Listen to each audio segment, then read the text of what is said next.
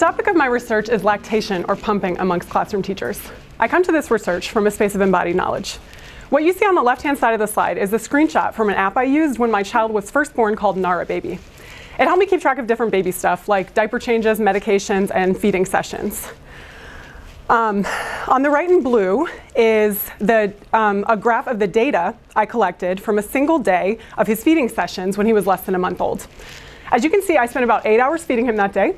He fed 15 separate times between 12 a.m. and 12 p.m., either nursing directly from my breast or getting a bottle of pumped milk.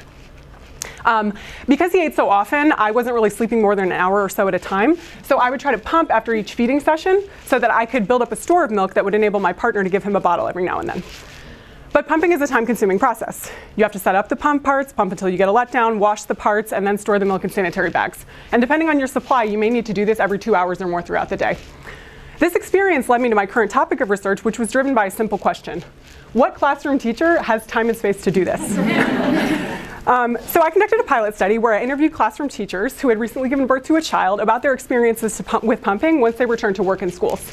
My participants recounted the need for 3 primary supports. First, access to a locked space in which to pump. Second, a fridge in which to store their milk. And third, and perhaps most difficult to secure, was time throughout the day to pump. If you've ever been a classroom teacher before, you know how rigidly the school day is scheduled and how difficult it can be to find classroom coverage. Legally, my participants should have been entitled to 2 things to support their transitions back to work while still pumping: reasonable break time and access to a locked space that is not a bathroom. However, what my preliminary findings suggest is that perhaps the de facto enforcement of their legal rights is falling far short of the de jure letter of the law. Instead, my participants recounted heartbreaking stories of being shamed and harassed by coworkers who expressed a disgust and indignation at having to share their communal fridge space with human milk, or being shamed by administrators for missing after-school meetings to pump.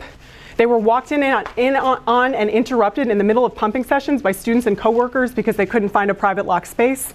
They missed planning periods and lunch periods to pump. They had milk leak through their shirts in the middle of class when they felt an unexpected letdown and couldn't leave their students unattended.